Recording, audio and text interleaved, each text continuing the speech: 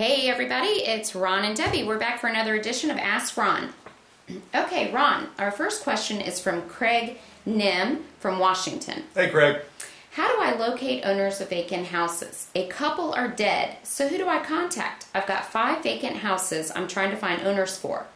Okay. Sorry, he says, sorry to be such an idiot, but I've been trying to research them in the county's recorder's office, but don't have a proper legal description of the houses, nor do I know how to get same. Well, if you know who the owners are, Craig, you go on the website, on the internet, and there's a whole bunch of websites that'll help you do that. 411.com comes to mind. Then there's my friend Cameron Dunlap, who has findtheseller.com, and you pay him a small fee and he'll hunt down and create a whole package of information for you. But the answer is online. Go to Google and put in, how do I find someone in whatever city you're in? And it'll come up with a whole bunch of sites where you can tap into and locate them. And you won't find all of them. And if you really got a deal that's worth the time and the expense, you can always get a private investigator to track them down for you. They got databases that you can't get into. But honestly, most people aren't that hard to find. If you have the address, you can get the owner. If you have the owner, you can get their current address and many times their current phone number. If you have a phone number, you can back into the owner. So you just go on the internet and play around with some of those sites for a while. Down at the courthouse is not going to help you track somebody down. That's only going to tell you who the owner is. And frankly, in most cities, you can go to your courthouse online and find that. There's no reason to physically go visit a courthouse. I hope that helps. Okay, he also said... By the way, make sure you leave a yellow letter or a flyer or something at the vacant houses, because sometimes they come back and that may trigger them to call you. Okay, Ron, he also said one is a Chase REO, but so far no broker. Are they a company I want to approach? You are wasting your time approaching banks to buy REOs that are not on the market. They will not even talk to you. They list them with a realtor, and then the realtor takes over from there. Okay. All right, next is from Rebecca Negrete, and she is from Virginia. Hey, Rebecca. Does the assignment fee reduce the purchase price for the tenant buyer? How do we tell the buyer to pay upfront and not take that off their total, or is that built into our selling price to the tenant? Good question. Okay, no, it does not reduce the purchase price. Now, sometimes the tenant buyer knows they're going to be in there for several years and they don't care. Sometimes the tenant buyer thinks they're going to qualify in the next year or two and they do care. So you got to listen closely to this one, and this is why you need to get trained. Get into the Quick Start School or get my new ACTS course, and we got it covered in there for you along with the right paperwork. But if let's say I'm lease optioning a house for $200,000 and I find somebody that's got $10,000 and then I want to sign the contract to them. All right, I'll collect the $10,000 in an assignment fee if the buyer doesn't need that credit. But if they need that credit, what I'll do is I've got the property lease optioned from the seller, or I wouldn't even be looking for a buyer. I will now, instead of assigning that lease option, I will create another lease option from my entity to the buyer for $210,000 with $10,000 non-refundable deposit showing. So let me run by that again. I'll have my seller lease option it to me for the $200,000, or actually the loan balance at the time of purchase. And then I will create the same agreement but a different one, because the price just went up 10 grand. And in that one I'll show a $10,000 non-refundable deposit so that the buyer can take that agreement and show the bank that they paid the 10 grand in. Now, now after that closing is done, I will simply assign my 210 agreement to the seller and let them start collecting the rent and have them negate the original one that I signed with the seller. Now, I know you're going to have to go back and play that video back 2 or 3 times, but that is what we do, and that's how we solve the problem. Okay, very good. Ron, the next question is from Dennis Kehoe, and Hey, Dennis is in Florida, and it's a little lengthy. He has some comments also. So okay, maybe you can shorten it. Okay, well, I am going to take some out, but I want to make sure that he's got some nice comments in here that he wanted to thank you. He attended a wonderful program on Saturday, and this was probably pulled a week or 2 ago, so I'm not sure exactly what it was. I just started in the Gold Club for $1 and will have to wait until November 21st when I get enough money to pay for the $500 for a VA to get started. I am a CPA and a MBA and plan to be a superstar with you. I have 45 suspects that I found online and found 2 prospects to send to you, but was unable to send them on Saturday to New Hampshire. Okay, so that's where he was then.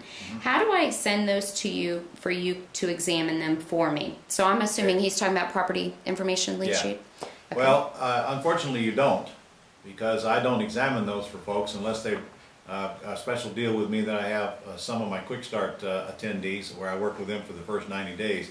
But we can't do that for you, Dennis, unless you are in our program.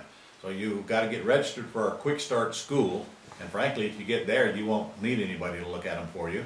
And then if you want, you can tap into one of our mentors for 6 months, and then they help you with that daily as you need it. But right now, there's no place where you can just send property information sheets and somebody's going to grade them for you and send them back unless you're in our system. So start wherever you can. And by the way, you don't have to, if you want a VA, you don't have to use ELSA.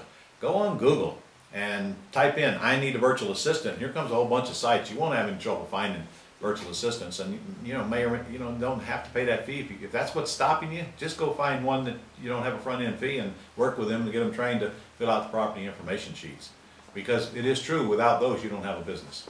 Ron, what about your monthly Q&A? He could have faxed those in? Yeah, that is true. You can send, since you're a Go Club member, you can send those to me on the second Monday of the month, but I can't take process like 20 of them in an hour. I've got to get as many people as I can. However, I would do 3 or 4 of them for you during that hour period. That's the second Monday of every month, 7 p.m. Eastern Standard Time. Okay, he also said he's trying to get into the affiliate program and set up a website or several of them to drive traffic to make the $50 payment for finding them. You really don't need a website to drive traffic. All you need is to go get the link and then stick it in your emails. Did you know you could put our link to Go Club right below your signature on all of your emails, and a little line there like get a $600 real estate course for free, link, boom. Plus you can put that message out to all of, in blogs, and there's this list this long. There should be a training course in your membership resource section that'll teach you how to be a good affiliate. We have an all-day seminar that you can go there and get, and that's how you get your affiliate link out and get people to press the button. You don't need a website to do that with. That's overcomplicating it. All right. Okay, next is from Stacy Ross, and she's from North Carolina. Hey, Stacy. Ron, can an owner finance a property when he does not own the property free and clear? He only has about 30% equity. I know he yes. can. Okay. You can owner finance any kind of property, whether it's got a loan on it or not got a loan on it. Now, again, the lender could call the loan due if you sell it and take back a mortgage. They won't, but they could, and you need to understand that. And parties need to sign off that is a risk. And I've never had any problem with that. And we owner finance properties daily. In fact, if you live in Texas, that's the only way you're going to buy them and sell them from FSBOs if there's debt involved, is to owner finance them. Owner finance or pay cash, because they can't do lease options and collect non-refundable deposits there. So, yeah, owner finance is applicable with or without debt. House does not have to be free and clear to owner finance it. Okay, and another question from Stacy is, what is the amount of money you would recommend for the earnest money check for 1, axe deals, and 2, lease purchase? We do not use earnest money on axe deals when we're buying. We do get a deposit from our tenant buyers when we are assigning or selling them into the deal. We, on purchases where we owner finance, we use a $10 deposit. And on bank-owned properties, we use a $1,000 deposit because they insist upon it. Okay, from Jenny Robertson from New Mexico. Ron, I am going to be looking for private lenders. If you tell them they are secured by a first mortgage on a property, how can you sell that property? I don't understand the question. Just because I have a mortgage on the property doesn't stop me from selling it. Of course, that mortgage has to be paid off when I do, and that is the whole point here. Buy the property, sell it for a higher price, pay off the underlying debt, and keep the rest. So I'm really not clear on why you think having a mortgage on a property has anything to do with your ability to sell it. And if I didn't answer that question, maybe you could submit it again and clarify a little bit more. Okay, and our last question today, Ron, is from Michael Varnell, and he's from Tennessee. Hey, Michael. I recently had a problem where I had a contract on a house coming out of bankruptcy with a mortgage. My buyer was applying for a new loan on the property. I was planning to do to do one-day financing to close the deal and pick up $8,000. However, the mortgage broker would not proceed with my sell contract because I was not the current owner of record. Has anyone else had this problem, and how do you work around it short of buying the property outright? I'm not sure I got enough details on that one. You were trying to use transactional funding to close it, which means you would have closed it and would have been the owner of record very quickly. Don't know why anybody would have prevented you to do that, but frankly, it's probably a more of a person problem than anything else. When you close these deals using transactional funding, you do have to have a closing agent that gets it, because they can easily destroy the deal as yours was destroyed. So I would not recommend that you try to do deals with transactional funding. They're just too complicated, and there's too many things that can go wrong. To be honest with you, the easiest money in real estate today are these axe deals. You don't have any banks, you don't have any funding involved, you don't have any costly entanglements. Go get a lease option agreement and assign it and get a check. I think if I were you, I'd focus on that. Now, of course, doesn't mean I don't want you to do the bank-owned properties, but to me, if you're going to do bank-owned properties, you really ought to be lining up private money to fund them and get the big bang for the buck instead of the little small pennies. Look, you can get as much money from a tenant buyer putting them in this house you just bought from the bank as you can get from a wholesale buyer and flipping the deal. So why do you want to flip the house, make $5 grand, and kill the golden goose when you can borrow $5,000 more than you paid for the house, keep the money and keep the house, and make the same amount of cash up front and still collect money monthly and later on the house? I don't know. There are times when we wholesale houses too, but frankly, that is not my favorite exit strategy. It's a nice check, but it's difficult to buy one from the bank and then wholesale it. You got to have your ducks in a row, and you got to have your closing agent lined up, or you're probably not going to pull that off.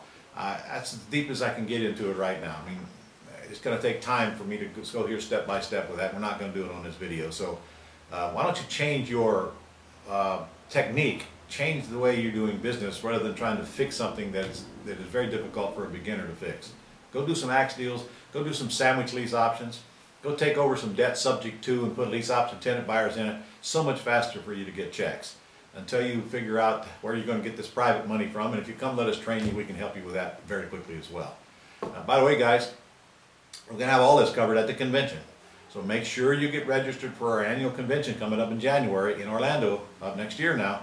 It's very inexpensive for a platinum pass. Go to newagewithron.com and you can see all the details on there. God, we're giving away a truck, we're giving away hundreds of thousands of dollars worth of stuff. And by the way, we just added a new class.